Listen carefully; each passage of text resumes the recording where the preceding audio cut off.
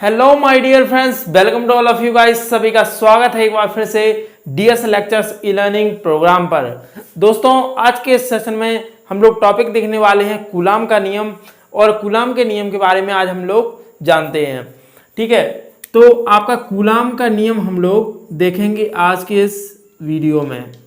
तो coulomb law, आप heading लगा लीजिए कूलाम का नियम। इंग्लिश में लिख लीजिए कूलम्स लॉ। Coulomb's law. तो जल्दी से हम लोग समझते हैं कूलाम का नियम। फ्रांसीसी विद्वान कूलाम ने दो स्थिर बिंदु आवेशों के मध्य लगने वाले विद्युत बल के लिए एक नियम दिया था, जिसे हम लोग कूलाम का नियम कहते हैं।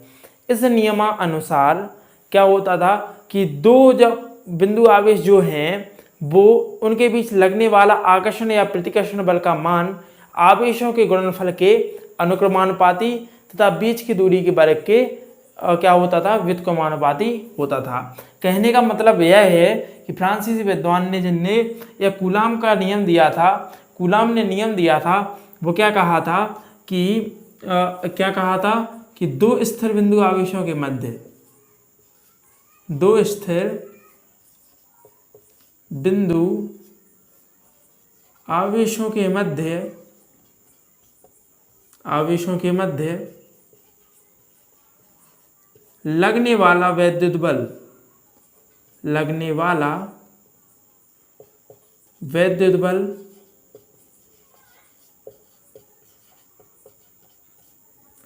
आवेशों के गुणनफल के अनुक्रमानुपाती, आवेशों के गुणनफल के अनुक्रमानुपाती तथा बीच की दूरी के वर्ग के व्युत्क्रमानुपाती, बीच की दूरी के वर्ग के व्युत्क्रमानुपाती होता है,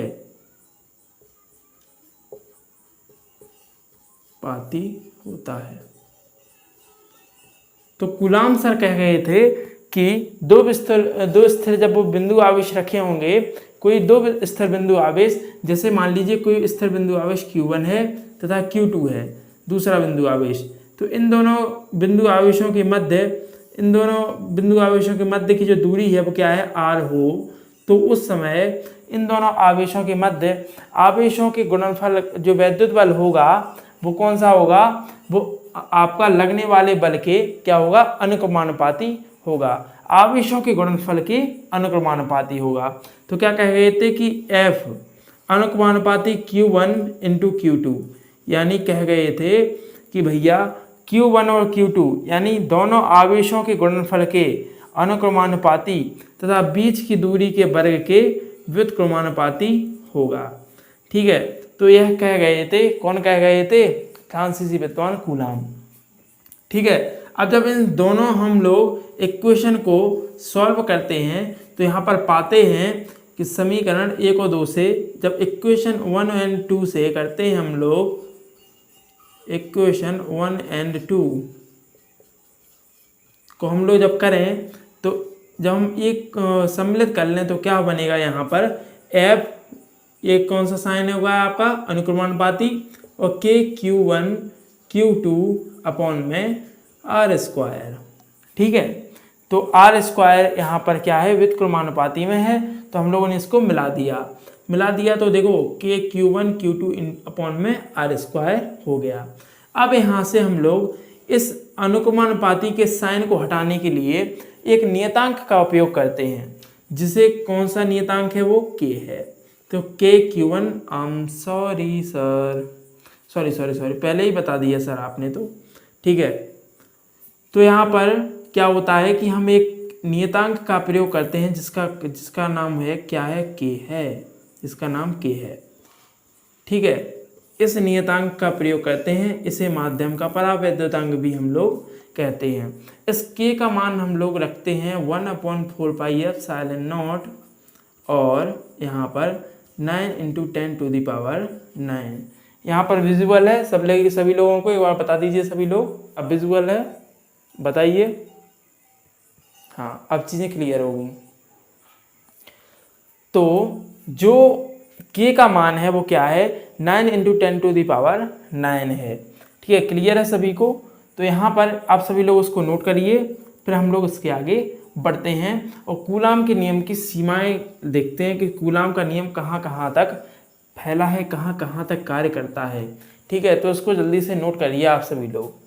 अब इस कूलाम के नियम का हम लोग सदिश रूप देखते हैं, वेक्टर फॉर्म में हम लोग इसको देखते हैं कि कूलाम के नियम का सदिश रूप क्या होता है। तैयार हैं आप सभी लोग?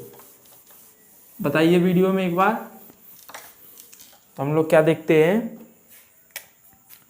कूलाम के नियम का सदिश रूप। हेडिंग लगाइए, कूलाम के नियम का सदिश रूप। ये जानना परम आवश्यक है आप सभी के। कूलाम के नियम का सदिश रूप,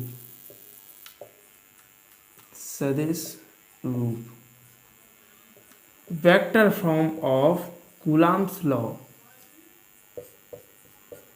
ठीक है, अब हम लोग कूलाम का नियम को सदिश रूप देखते हैं। पहले हम लोग क्या करते हैं, Q1 एक आवेश ले लेते हैं, दूसरा आवेश ले लेते हैं Q2। ठीक है, क्लियर है। इनके बीच की दूरी हम लोगों ने r मान ली है। क्या मान ली है? r मान ली है सर। क्या कह रहे हैं? r मान ली है। ठीक है, अब समान बिंदु आवेशों के मध्य लगता है प्रतिकर्षण बल, तो हमने प्रतिकर्षण बल भी लगा दिया। एक बल इस तरफ लगेगा, एक बल इस तरफ लग रहा है, तो आपका दोनों बल लग गए हैं यहाँ पर। अब यहाँ पर हम बताएं कि आपका दो प्रकार के बल लग गए हैं, एक F21 और एक F12। ठीक है ना। F21 जो बल है वो किसका आवेश किस पर, तो दूसरे आवेश पर पहले आवेश के कारण बल, दूसरे पर बल पहले आवेश के कारण, पहले आवेश के कारण। जो दूसरे पर बल है यहाँ पर वो पहले आवेश के कारण लग रहा है। इसका कहने का यह मतलब है, वेक्टर फॉर्म में जब हम लोग लिखते हैं इसको तो इस प्रकार लिखते हैं कि F21 यानी दूसरे पर बल लग रहा है पहले आवेश के कारण। ठीक है, क्लियर है ना, पहले आवेश के कारण। इसी प्रकार पहले आवेश पर बल लग रहा है दूसरे आवेश के कारण, तो पहले पर बल दूसरे आवेश के कारण, दूसरे आवेश के कारण। क्लियर है ना सभी को? बताइए, क्लियर है ये बात? तो अब हम लोग जब पहले यानी आपका F21 वेक्टर फॉर्म में F21 जब दूसरे आवेश पर बल पहले आवेश के कारण निकालते हैं तो यहाँ पर क्या आता है सूत्र, 1/4 pi epsilon not into Q1 Q2 by R square, और यहाँ पर क्या आएगा R12 कैप। यानी कि एक आवेश मतलब एक आवेश और एक आवेश से दूसरे आवेश तक की दूरी बताता है यूनिट वेक्टर। ये यूनिट फॉर्म में लिखता, यूनिट वेक्टर है आपका। ठीक है, यूनिट वेक्टर कैप लगा देते हैं, वहाँ पर यूनिट वेक्टर माना जाता है। अब यहाँ पर F12 हम लोग निकालें जब, तो क्या निकलेगा, 1/4 pi epsilon not into Q1 Q2 by R square और इंटू में R21 कैप। देखो R के ऊपर कैप लगा दिया और 21 यानी दूसरे आवेश से पहले आवेश तक की दूरी। यहाँ पर पहले आवेश से दूसरे आवेश तक की दूरी, दूसरे आवेश से पहले आवेश तक की दूरी। क्लियर है ये दोनों फॉर्मूले? तो इस प्रकार हम लोग इसका वेक्टर फॉर्म में लिखते हैं, कूलाम के नियम को वेक्टर फॉर्म में लिखते हैं। क्लियर है सभी को? बता दीजिए एक बार जल्दी से।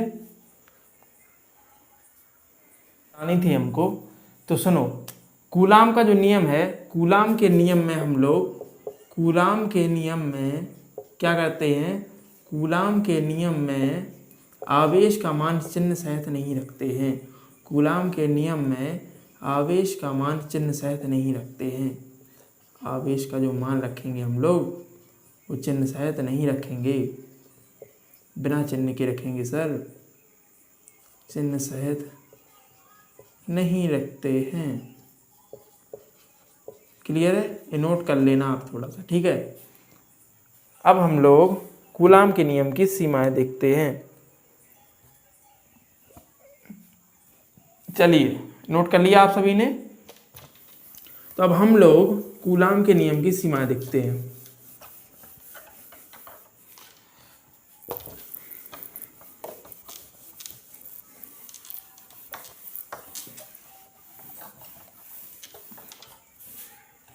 हेडिंग लगाइए, कूलाम के नियम की सीमाएं। कूलाम के नियम की सीमाएं।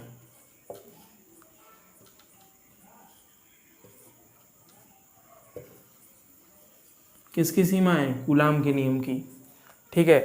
तो कूलाम के नियम की सीमाएं देखते हैं। Limitations of Coulomb's law. Limitation यानी होते हैं सीमाएं, क्या क्या सीमा होंगी, ठीक है। तो लिमिटेशंस ऑफ कूलम्स लॉ, पहली सीमा है इसमें कि फ्रांसीसी विद्वान जो हैं कूलाम कह गए थे कि देखिए सर, आपके लिए मैं कूलाम का नियम तो दे रहा हूँ, लेकिन क्या, लेकिन ये सिर्फ बिंदु आवेशों के लिए ही होगा, स्थिर बिंदु आवेशों के लिए होगा। तो स्थिर बिंदु आवेशों के मध्य लागू होता है, स्थिर बिंदु आवेशों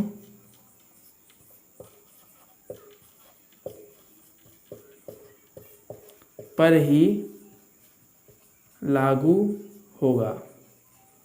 क्या कह गए थे कि केवल आप स्थिर बिंदु आवेशों के मध्य ही लागू हुआ है, स्थिर बिंदु आवेशों के मध्य ही लगाना, इसको और कहीं लगाना, नहीं तो गलत कर दूंगा, गलत हो जाएगा ये वाला क्वेश्चन। समझ में आ रहा है ना। अब दूसरा देखें हम लोग, तो दूसरा ये कह गए थे कि दोनों आवेशों के मध्य की जो दूरी होनी चाहिए, ठीक है, वो 10 की घात -15 मीटर से कम नहीं होनी चाहिए। यानी दो स्थिर बिंदु आवेशों के मध्य की दूरी, स्थिर बिंदु आवेशों के मध्य की दूरी, बिंदु आवेशों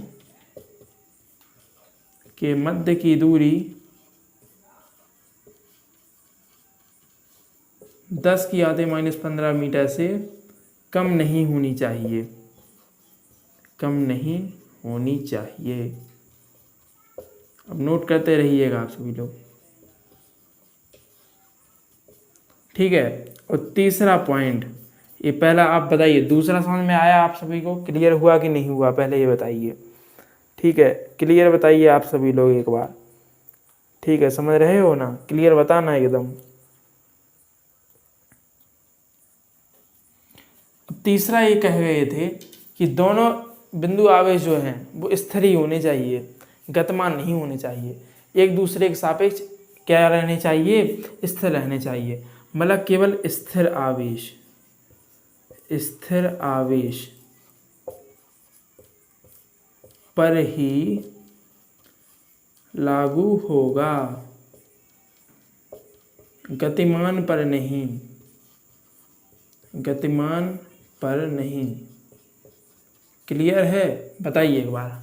तो कूलाम के नियम की हम लोगों ने सीमाएं भी देख ली है, ठीक है। क्या सभी को क्लियर है? एक बार बता दीजिए यहाँ पर, फिर हम लोग इसके आगे बढ़ते हैं। चलिए दोस्तों, आज का ये सेशन हम लोग यहीं तक रखते हैं, मिलते हैं नेक्स्ट वीडियो में, तब तक के लिए धन्यवाद। जय हिंद।